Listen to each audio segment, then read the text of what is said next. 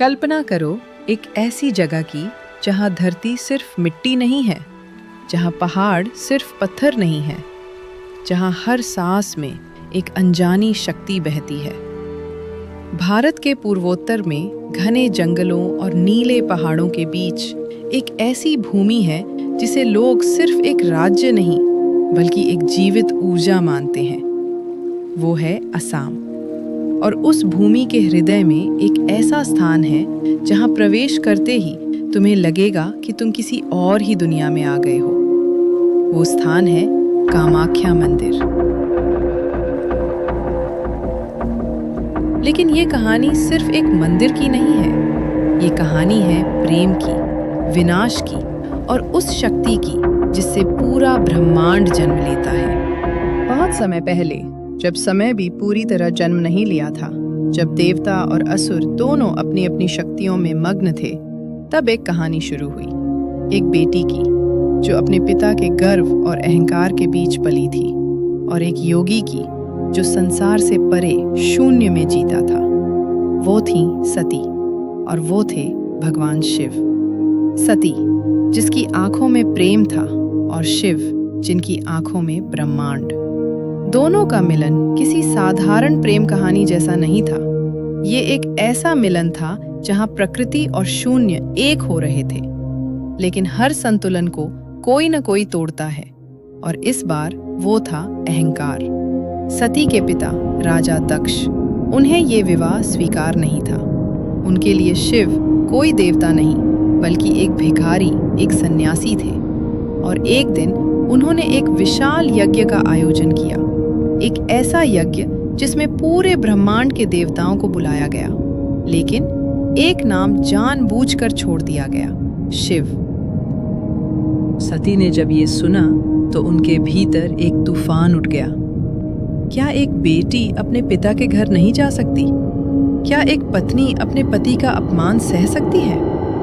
इन सवालों के साथ वो यज्ञ स्थल पर पहुंच गई। लेकिन वहां जो हुआ वो सिर्फ अपमान नहीं था, वो एक आत्मा का टूटना था। राजा दक्ष ने सबके सामने शिव का अपमान किया, और उस क्षण सती ने महसूस किया कि उनका अस्तित्व दो टुकड़ों में बंट गया है। एक तरफ पिता और दूसरी तरफ प्रेम। और उन्होंने निर्णय ले लिया। यज्ञ की अग्नि जल रही थी, लपटें आसमान को छू रही थी, और उसी अग्नि में सती ने स्वयं को समर्पित कर दिया।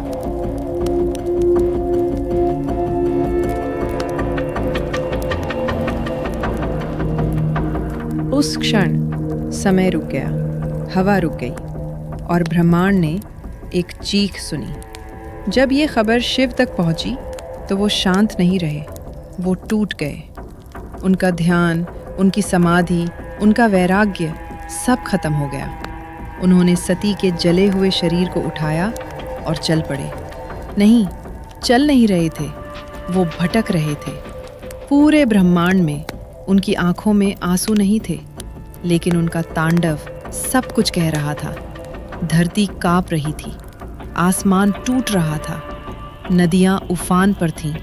ये सिर्फ एक नृत्य नहीं था, ये विनाश का आरंभ था।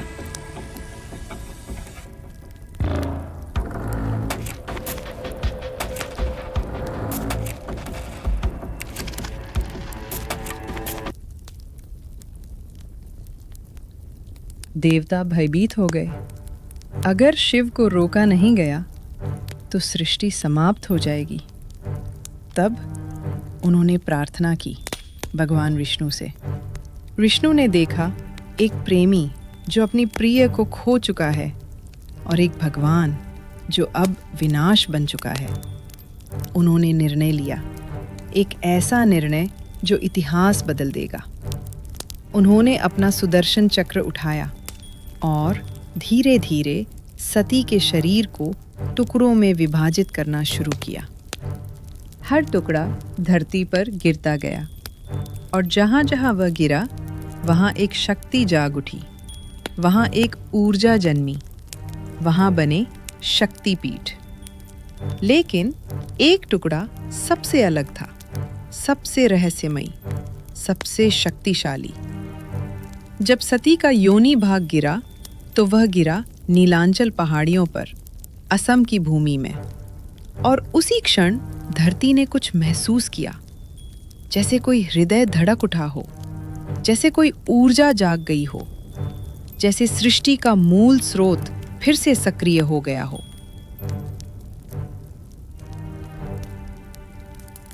वो स्थान आज भी जीवित है, आज भी सांस लेता है, आज भी ऊर्जा देता है, और हम उसे जानते हैं कामाख्या के नाम से। यहाँ कोई मूर्ति नहीं है, कोई चेहरा नहीं, कोई आकृति नहीं। यहाँ सिर्फ एक पत्थर है, एक दरार जिससे पानी निकलता है। लेकिन वो पानी साधारण नहीं है। हर साल एक समय आता है जब वो पानी लाल हो जाता है। लोग कहते हैं ये धरती का रक्त है, ये प्रकृति का चक्र है, ये देवी का मासिक धर्म है। और इस घटना को मनाया जाता है एक उत्सव की तरह, एक शक्ति की तरह। यहाँ जिसे दुनिया टैबू मानती है, उसे पूजा जाता है, सम्मान दिया जाता है। यहाँ स्त्री शरीर को शक्ति का स्रोत माना जाता है, और यही है इस स्थान का रहस्य। ये सिर्फ एक मंदिर नहीं है, ये एक ऊर्जा केंद्र है, ये एक द्वार है जहाँ से सृष्टि और विनाश दोनों को समझा जा सकता है। रात के समय जब मंदिर के दरवाजे बंद हो जाते हैं और हवा में सिर्फ मंत्रों की गूंज रह जाती है, तब कहा जाता है यहाँ कुछ और भी जागता है, कुछ ऐसा जो दिखाई नहीं देता लेकिन महसूस होता है। तांत्रिक, साधु, योगी सदियों से यहाँ आते रहे हैं, कुछ शक्ति पाने, कुछ ज्ञान पाने और कुछ अपने भीतर के अंधकार को समझने। कहा जाता है यहाँ जो भी आता है वो वैसा नहीं लौटता, क्योंकि ये स्थान तुम्हें बदल देता है, तुम्हें तुम्हारे भीतर ले जाता है, तुम्हें दिखाता है कि सृष्टि का सबसे बड़ा रहस्य बाहर नहीं, तुम्हारे अंदर है। और शायद इसीलिए आज भी 2026 में भी दुनिया भर के लोग इस रहस्यमयी स्थान की ओर खिंचे चले आते हैं, क्योंकि कहीं ना कहीं हर इंसान जानना चाहता है हम कहाँ से आए हैं और हमारी ऊर्जा का स्रोत क्या है। और इस सवाल का जवाब शायद नीलांचल की उन पहाड़ियों में छिपा है जहाँ एक दिन एक देवी का अंश गिरा था और धरती हमेशा के लिए बदल गई थी। रात गहरी हो चुकी है। नीलांचल की पहाड़ियों पर धुंध उतर आई है। पेड़ों की शाखाएं हवा में हिल रही हैं, जैसे वे कोई रहस्य फुसफुसा रही हों। और उस पहाड़ी के बीचों बीच जहां दिन में हजारों लोग दर्शन के लिए आते हैं, अब सन्नाटा है। लेकिन ये सन्नाटा खाली नहीं है, ये भरा हुआ है ऊर्जा से, कंपन से और एक ऐसी उपस्थिति से जिसे शब्दों में नहीं समझाया जा सकता। कामाख्या मंदिर के अंदर जहां एक साधारण सी दिखने वाली चट्टान है, एक दरार जिसे लोग योनि का प्रतीक मानते हैं, वहीं से धीरे धीरे पानी रिसता है। ये कोई साधारण जल नहीं है, ये वो जल है जिसे लोग जीवन कहते हैं। कहा जाता है जब ब्रह्मांड में पहली बार सृजन हुआ था तो वो यहीं से शुरू हुआ था। और शायद इसीलिए ये स्थान सिर्फ पूजा का केंद्र नहीं बल्कि सृजन का केंद्र है। लेकिन हर सृजन के पीछे एक रहस्य छिपा होता है, और इस स्थान का रहस्य सिर्फ पुराणों में नहीं बल्कि उन लोगों की कहानियों में भी है जो यहाँ आए और बदल गए। कई साल पहले एक साधु जो पूरी जिंदगी हिमालय में तपस्या कर चुका था, वो यहाँ आया। उसने सोचा, मैंने सब कुछ जान लिया है, अब यहाँ क्या नया मिलेगा। लेकिन जैसे ही वह इस मंदिर के गर्भगृह में पहुंचा, उसके शरीर में एक अजीब कंपन शुरू हुआ। उसने आंखें बंद की और उसे ऐसा लगा जैसे वह किसी और ही दुनिया में चला गया हो। एक ऐसी दुनिया जहां ना समय था, ना शरीर, ना पहचान, सिर्फ ऊर्जा थी। और वह ऊर्जा उसे अपने अंदर खींच रही थी। कुछ देर बाद जब उसने आंखें खोली तो वह वही इंसान नहीं था। उसने कहा, यहाँ देवी बाहर नहीं है, यहाँ देवी तुम्हारे अंदर जागती है। और यही है इस स्थान की सबसे बड़ी सच्चाई। ये मंदिर तुम्हें कुछ देता नहीं है, ये तुम्हें तुम्हारे अंदर छुपी चीज दिखाता है। दिन के समय जब भक्त आते हैं तुम्हें फूल चढ़ाते हैं, प्रार्थना करते हैं, लेकिन रात में जब सब चला जाता है तब ये स्थान अपने असली रूप में आता है। कहा जाता है रात के समय यहाँ कुछ ऐसे अनुष्ठान होते हैं जो आम लोगों के लिए नहीं है। कौल तंत्र के साधक यहाँ आते हैं। वे न तो डरते हैं न ही किसी सामाजिक नियम से बंधे हैं। उनके लिए शरीर, मन और आत्मा तीनों एक ही हैं। वे इस ऊर्जा को अपने भीतर अनुभव करना चाहते हैं। कई लोग कहते हैं ये काला जादू है, लेकिन सच्चाई ये है कि ये ज्ञान है, एक ऐसा ज्ञान जो सामान्य नहीं है। ये समझने का ज्ञान कि सृजन क्या है, विनाश क्या है और इन दोनों के बीच इंसान कहाँ खड़ा है। और यही कारण है कि इस स्थान को तांत्रिक शक्ति का केंद्र कहा जाता है। लेकिन इस शक्ति के साथ एक डर भी जुड़ा हुआ है, क्योंकि जहाँ शक्ति होती है वहाँ संतुलन भी जरूरी होता है।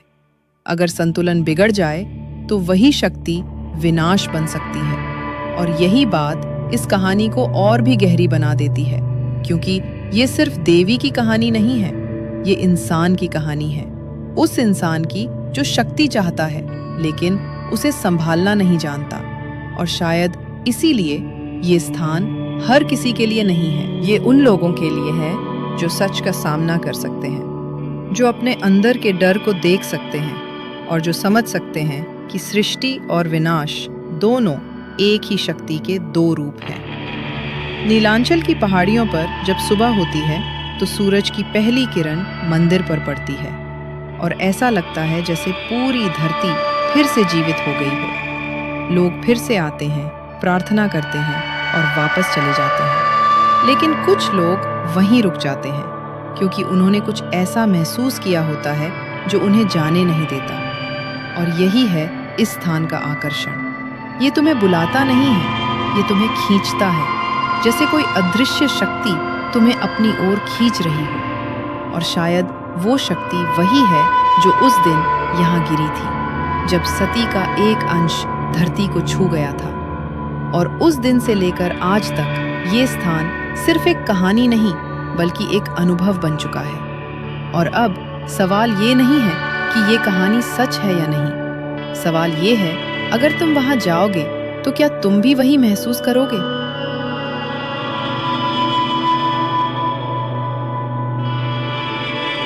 नीलांचल की पहाड़ियों पर एक समय ऐसा आता है जब सब कुछ बदल जाता है। हवा भारी हो जाती है, पेड़ों की पत्तियां जैसे स्थिर हो जाती हैं और मंदिर के दरवाजे अचानक बंद कर दिए जाते हैं। ये कोई सामान्य दिन नहीं होता, यह वो समय होता है जब धरती स्वयं एक रहस्य को जीती है। इसी समय मनाया जाता है अंबुबाची मेला। लेकिन ये मेला किसी उत्सव की तरह शुरू नहीं होता। ये शुरू होता है एक विराम से। मंदिर 3 दिनों के लिए बंद कर दिया जाता है। कोई पूजा नहीं, कोई दर्शन नहीं, और बाहर हजारों लोग इंतजार करते हैं। क्यों? क्योंकि कहा जाता है इन 3 दिनों में धरती स्वयं रजस्वला होती है। हाँ, वही प्रक्रिया जिसे आज की दुनिया छुपाती है, यहाँ उसे पूजा जाता है। मंदिर के अंदर जहाँ वह पवित्र दरार है, वहाँ से जो जल निकलता है वह बदलने लगता है। धीरे धीरे उसका रंग लाल होने लगता है, जैसे धरती का रक्त बह रहा हो। यह दृश्य कुछ लोगों के लिए डरावना है, लेकिन कुछ के लिए यह सबसे पवित्र क्षण है। लोग कहते हैं यह देवी का किन। क्या यह सच है या इसके पीछे कोई और रहस्य छिपा है? कुछ वैज्ञानिक कहते हैं कि यह पानी मिट्टी और खनिजों के कारण लाल हो जाता है। लेकिन सवाल यह है, क्यों सिर्फ इसी समय, क्यों हर साल और क्यों उसी जगह? कोई स्पष्ट जवाब नहीं है, और शायद यही इस रहस्य की सबसे बड़ी ताकत है। 3 दिन बाद मंदिर के दरवाजे खुलते हैं और उस दिन भीड़ पहले से कई गुना ज्यादा होती है। लोग उस लाल कपड़े को पाने के लिए घंटों लाइन में खड़े रहते हैं। कहा जाता है वह कपड़ा देवी के रज का प्रतीक होता है और जिसे वो मिल जाए उसका जीवन बदल सकता है।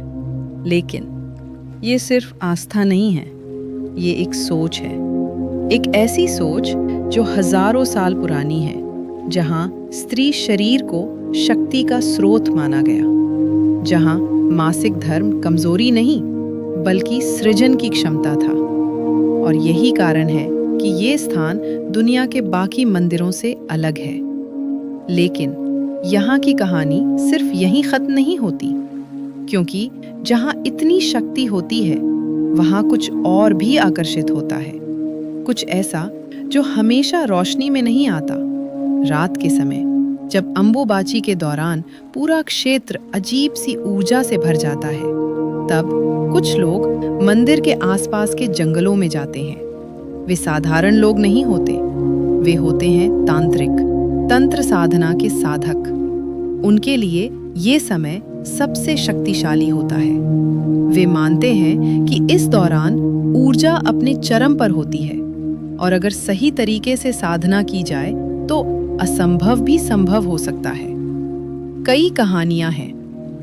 कुछ कहते हैं कि उन्होंने यहाँ अदृश्य शक्तियों को महसूस किया। कुछ कहते हैं कि उन्होंने अपनी जिंदगी का सबसे बड़ा अनुभव यहीं पाया और कुछ कभी वापस नहीं आए। लेकिन इन कहानियों में कितना सच है और कितना डर, ये कोई नहीं जानता। एक बात जरूर है, ये स्थान कमजोर दिल वालों के लिए नहीं है। ये तुम्हें तुम्हारे अंदर के सबसे गहरे हिस्से से मिलवाता है और कभी-कभी वो हिस्सा डरावना होता है। लेकिन यही डर तुम्हें मजबूत भी बनाता है, क्योंकि जब तुम अपने डर का सामना करते हो तब तुम सच में जागते हो। और शायद यही इस पूरी कहानी का उद्देश्य है। ये सिर्फ देवी की पूजा नहीं है, ये खुद को समझने की यात्रा है। एक ऐसी यात्रा जो तुम्हें बाहर से अंदर की ओर ले जाती है। और जब तुम वहां पहुंचते हो तो तुम्हें पता चलता है कि शक्ति कहीं बाहर नहीं है, वो हमेशा तुम्हारे अंदर थी। लेकिन अब भी एक सवाल बाकी है। अगर ये शक्ति इतनी पवित्र है तो फिर इसके साथ डर और रहस्य क्यों जुड़ा है? क्या कुछ ऐसा है जो हमें नहीं बताया गया? क्या कुछ सच अब भी छुपा हुआ है? हर शक्ति की एक कीमत होती है।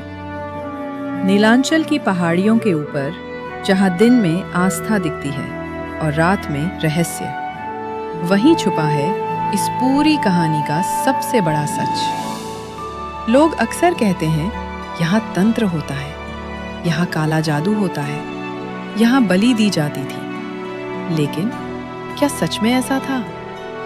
इतिहास के पन्नों को अगर ध्यान से पढ़ो तो पता चलता है कि हर कहानी समय के साथ बदल जाती है। कामाख्या मंदिर भी इससे अलग नहीं है। प्राचीन समय में जब कामरूप एक शक्तिशाली राज्य था, तब यहाँ तंत्र साधना अपने चरम पर थी। लेकिन वह तंत्र जिसे आज लोग डर से जोड़ते हैं, असल में एक आंतरिक विज्ञान था। हाँ, कुछ कहानियां मिलती हैं जहां मानव बलि का जिक्र है, लेकिन इतिहासकार मानते हैं कि यह अधिकतर प्रतीकात्मक था। अहंकार की बलि, इच्छाओं की बलि, स्वयं के अंधकार की बलि। यानी वास्तव में तुम्हें किसी और को नहीं, खुद को बदलना था। और यही है तंत्र का असली अर्थ। ये बाहरी दुनिया को बदलने की कोशिश नहीं करता, ये तुम्हें बदलता है, तुम्हारी सोच को, तुम्हारी सीमाओं को। और जब तुम बदलते हो तो पूरी दुनिया बदलती हुई लगती है। इसीलिए कौल तंत्र के साधक कहते हैं, सब कुछ तुम्हारे अंदर है। लेकिन यह रास्ता आसान नहीं है, क्योंकि यह तुम्हें तुम्हारे डर से मिलवाता है, तुम्हारी इच्छाओं से, तुम्हारी कमजोरियों से। और हर कोई इस सच को देखने के लिए तैयार नहीं होता। इसीलिए यह स्थान आज भी रहस्यमयी है, क्योंकि यह हर किसी को अपना सच नहीं दिखाता। यह चुनता है कि कौन तैयार है और कौन नहीं। लेकिन अब वापस चलते हैं उस मूल क्षण की ओर, जब सब कुछ शुरू हुआ था, जब भगवान शिव अपने प्रेम को खो चुके थे और सती अपने शरीर को त्याग चुकी थी। क्या वो कहानी यही खत्म हो गई? नहीं, क्योंकि प्रेम कभी खत्म नहीं होता, वो रूप बदलता है। सती ने पुनर्जन्म लिया। इस बार वो बनी पार्वती और फिर से उन्होंने शिव को पाया। यह सिर्फ एक पुनर्मिलन नहीं था, ये एक संदेश था कि ऊर्जा कभी नष्ट नहीं होती, वो सिर्फ रूप बदलती है। और यही इस पूरी कहानी का सबसे बड़ा सत्य है। नीलांचल की पहाड़ियों में जहाँ सती का एक अंश गिरा था, वो आज भी जीवित है। वो पत्थर, वो जल, वो लाल रंग, सब कुछ एक ही बात कहता है, सृजन कभी रुकता नहीं, शक्ति कभी खत्म नहीं होती और स्त्री ही सृष्टि का मूल है। आज 2026 में जब दुनिया आगे बढ़ रही है, टेक्नोलॉजी, विज्ञान, आधुनिकता, फिर भी लोग यहाँ आते हैं। क्यों? क्योंकि कुछ सवाल आज भी अनुत्तरित हैं। हम कौन हैं? हम कहाँ से आए हैं? और हमारी ऊर्जा का स्रोत क्या है? और शायद उन सवालों के जवाब किसी किताब में नहीं, बल्कि एक अनुभव में छुपे हैं। जब तुम नीलांचल की पहाड़ियों पर खड़े होते हो, जब हवा तुम्हारे चेहरे को छूती है, जब मंदिर की घंटियां बजती हैं और जब तुम अपनी आंखें बंद करते हो, तो शायद तुम भी वही महसूस करोगे जो सदियों से लोग महसूस करते आए हैं। एक कंपन, एक ऊर्जा, एक जुड़ाव, जैसे तुम अकेले नहीं हो, जैसे तुम इस पूरे ब्रह्मांड का हिस्सा हो। और शायद यही इस कहानी का अंत नहीं, बल्कि शुरुआत है, क्योंकि हर इंसान की अपनी यात्रा होती है और ये कहानी तुम्हें बस एक दिशा देती है, बाकी रास्ता तुम्हें खुद तय करना है। अगर तुम कभी जाओ कामाख्या मंदिर, तो सिर्फ दर्शन मत करना, रुकना, महसूस करना और सुनना, क्योंकि कभी-कभी सबसे गहरे जवाब शब्दों में नहीं, अनुभव में मिलते हैं। तुमने अभी तक जो सुना वो एक कथा थी, देवताओं की, शक्ति की और एक पवित्र स्थान की। लेकिन अगर हम एक पल के लिए सब कुछ अलग रख दें और इस पूरी कहानी को एक अलग नजर से देखें, तो क्या दिखता है?